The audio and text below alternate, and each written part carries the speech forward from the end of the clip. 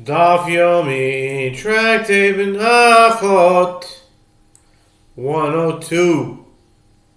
Starting from the bottom of 101b.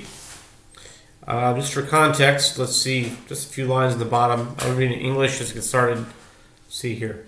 The Gemara asks, does Rabbi Shimon in fact hold that an item that stands to be redeemed is treated as though it has already been redeemed,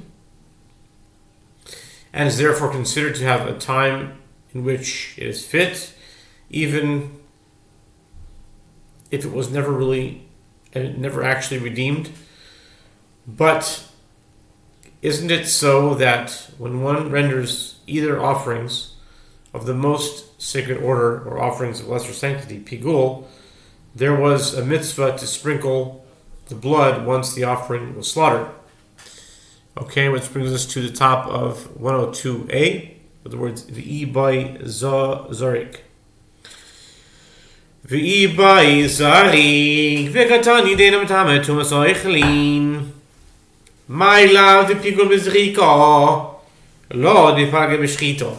And if he wanted, he could have sprinkled the blood of these offerings properly. Nevertheless, Rabbi Shimon teaches in the Braita that the meat of an offering that was rendered pigul is not susceptible to the ritual impurity of food. What? Is it not referring to a case where he rendered it pigul during the rite of sprinkling? If so, since the offering stood to have its blood sprinkled, it is considered as though it has been sprinkled, and the offering was considered fit for consumption before he rendered it pigul. Therefore, it should be susceptible to the impurity of food. The Gemara answers no. The Braita is referring to a case where he rendered it pigul during the rite of slaughtering, and the blood never stood to be sprinkled. Aval pigel mizriko mai. The Gemara asks, but if he rendered it pigul during the rite of the sprinkling, what is the halacha? Is the halacha that the meat of the offering indeed becomes susceptible to the ritual impurity of food? Aditani pigul b'mincho mitamet tumas oichelin liflog b'didei b'ameh divorim amurim dipagel b'shchito avim pagel b'zriko mitamet tumas oichelin. The Gemara challenges if so, rather than continuing and teaching that if you rendered the meal offering pigul, it is susceptible to the ritual impurity of food, instead of contrasting the animal offering case with a case involving a meal offering. Let the Tana distinguish within the case of the animal offering itself in the following way. In what case is this statement that if one renders an offering pigul, the meat is not susceptible to the impurity of food said? It is said in a case where he rendered it pigul during the rite of slaughtering, but if he rendered it pigul during the rite of sprinkling, it is susceptible to the impurity of food. Pigel b'mincha tzricha tiafel gav debagel b'kamitzo dekama mincha b'mincha kishchita dami afilu hachi mitamei tumas oichlin hoil v'haiselo shas hakoisher mikaro. The Gemara answers,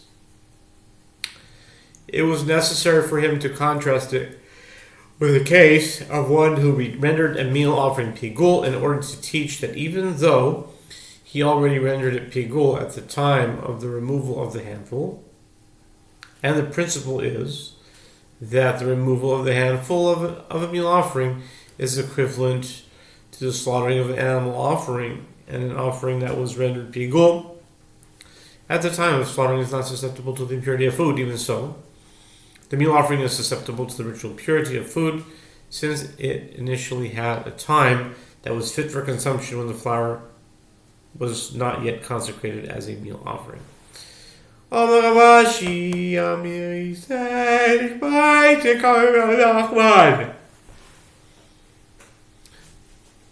Afilu Temelan Mamash. Afilu Temelan de Paga Misriko. De Paga Misriko. Ravashi said, I related this discussion in the presence of Rav Nachman and explained Rabbi Shimon's opinion differently. Even if you say that the case in the Braita is one in which the meat was actually left overnight and there was time to sprinkle blood through the day, and even if you say that he rendered the offering people at the time of the sprinkling of the blood rather than during the slaughtering, Rabbi Shimon does not consider those to be cases in which the offering had a time when it was fit for consumption. Rabbi Shimon said only that if he had wanted, he would have redeemed it. And therefore, an item that stands to be redeemed is treated as if it were already redeemed. Redemption is simple and requires only a verbal statement. According to Rabbi Shimon, we do not say that if he had wanted, he would have sprinkled it, meaning that the sprinkling of the blood and similar actions that stand to take place are treated as having taken place already. Meisvei klal amar Rabbi Yehoshua kol shoyse shas heter lekohanim ein moalin ba velo bechol shelo haisela shas heter lekohanim moalin ba. The Gemara raises an objection to Ravashi's opinion from a Mishnah, Me'ila 2a.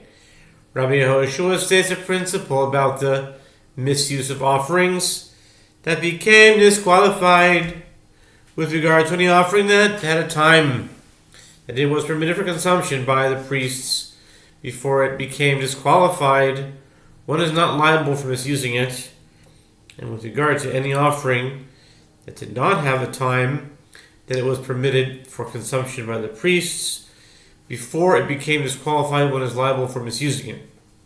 Misuse of consecrated property applies only to offerings that are considered fully reserved for God. Once the priests are permitted to partake of the offering, it is no longer categorized as consecrated property. Rabbi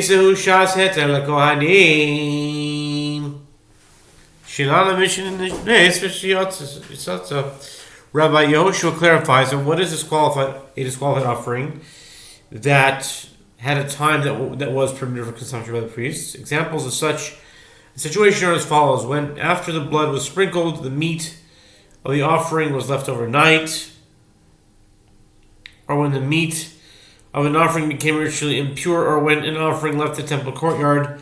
One is not liable for misuse in these cases, since the meat of these offerings became permitted to the priests once the blood was sprinkled, and only subsequently was it disqualified.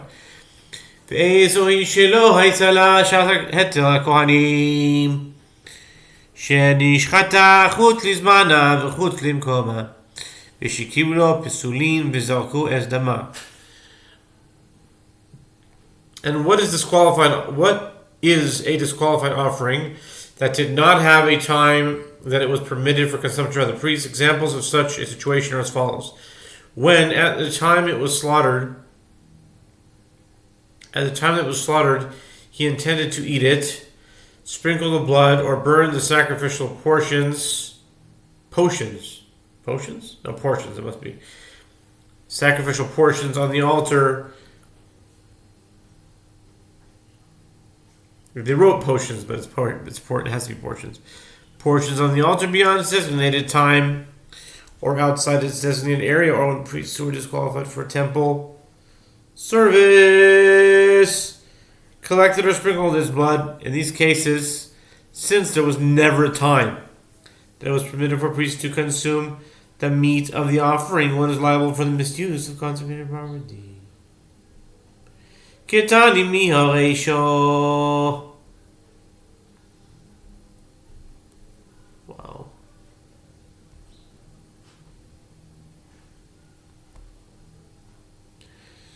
Ketani miharesho shelana b'nishnit meses sheyatsa ma'ilav dilan ma'mesh hachad ibai havizayko v'ketani de malin. The Gemara addresses the objection to Rav Ashi's opinion. In any event, the first clause teaches that meat of an offering that was left overnight, and meat that became impure, and meat that left the courtyard all had a time when they were permitted to the priests. What? Is it not referring to a case where it was actually left overnight, meaning both the blood and the meat of the offering? And here the case is an instance of if he had wanted, he could have sprinkled the blood, and for that reason, the Mishnah teaches that one is not liable for misusing it. It is considered as having had a time that was permitted to the priest, since he could have had sprinkled the blood during the day, and therefore the offering is treated as if the sprinkling already happened. Counter to Rav Ashi's claim that such reasoning does not apply with regard to the sprinkling of blood. The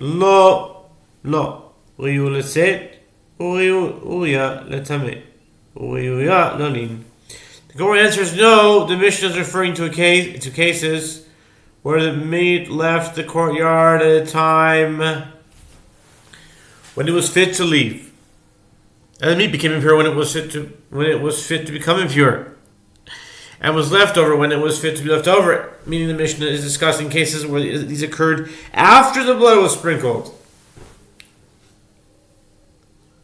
rendering the meat fit to be consumed by the priests. For that reason, it was not subject to the halachot of misuse of consecrated property. Avalino mamash mai achanamin mualin hai kolshi. Or brackets, Lashas heter lakohanim.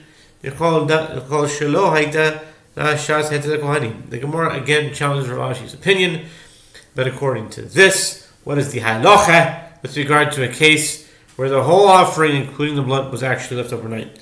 Is that indeed a case where one is liable for misusing consecrated property, as the priest never had a time when it was permitted to consume the meat? If so, those statements in the Mishnah, any offering that had a time that was permitted for consumption by the priest, but any offering that did not have a time that it was permitted for consumption by the priest are imprecise. They indicate that the critical factor is whether the meat had a time that it was potentially permitted, even if it was ultimately disqualified. Kol sheyesh lo shas heter lakohanim mualin ba.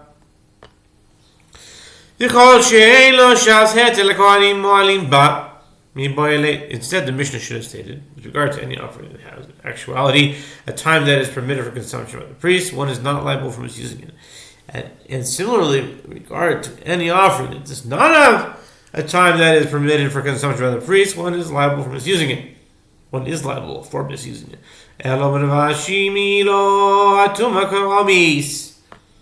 It must be that Rav Ashi concedes that the Mishnah Me'ilah should be understood to include the case where both the blood and the meat were left over, and that under such circumstances one is not liable for misuse of the offering due to the fact that once the blood could have been sprinkled, the offering is already considered permitted to the priests. Rav Ashi nevertheless claims that the Mishnah does not pose a difficulty to this understanding of Rabbi Shimon's opinion with regard to the offering's status as susceptible to impurity food. Rather, Rav Ashi says, are you raising a contradiction between the halachot of misuse and the consecrated property and the halachot of ritual impurity? Me'ila mishum kedusha v'lav kedusha hi libasa dipakala kedusha te kedusha te mai hadra rachma le These cannot be compared, as liability for misuse of consecrated property is due to the sanctity or lack of sanctity of an item, meaning on whether it is classified as fully reserved for God. Therefore, after the sanctity of the offering has lapsed, which occurs when the blood is ready to be sprinkled, as at that point it is already regarded as permitted to the priest, how can it return and be inured in it? Tuma mishum ochla. ולאו משום אוכלה היא כל החדי ואין זוריק מציא זוריק לה נשאב להרוך למזמן תומס אוכלין החדים ואי מציא זוריק לו מציא זריק לו ונשאב להוכלה בלא brackets לא מטעמי תומס אוכלין. With regard to impurity, the offering susceptibility to the impurity of food is due to whether it is considered food or not considered food. Therefore, in any case where if he wants to sprinkle the blood, he could sprinkle it. It is only in sprinkling the blood that he grants the meat the status of food, and then it is susceptible to the ritual impurity of food. But in a case where if he wants to sprinkle the blood, he cannot sprinkle it for some reason, and the offering is subsequently disqualified, he does not grant it the status of food, since it never became permitted to eat, and if it therefore is not susceptible to the impurity of food. Okay, Meisvei, where is another kashi, another difficulty, an objection from a Mishnah in Kretot 23b. Okay. Hamevi Ashim Talui V'Nodesh Chata Im Ad Shelo Nishchat Nudalo Yetze V'Yir'eh Be'eder Direi Rabbi Meir. Come say, okay, we'll stop here. The Gemara raises another objection from Mishnah in Kretos 23b to Rav Ashi's opinion that, with regard to susceptibility to impurity of food, blood that is already to be sprinkled is not considered as if it were sprinkled. With regard to one who brings a provisional guilt offering to be sacrificed because he's uncertain as to whether he committed a sin that requires a sin offering, see Leviticus 5:17 through 19, and later it becomes known to him that he has not sinned. The status of the offering is as follows. If it became known to him that he had not sinned before the offering was slaughtered, the consecrated ram should go out and graze in the flock of an unsacred animal, as the consecration was performed in error. This is the statement of Rabbi Meir, and the rabbis say, okay, to be continued.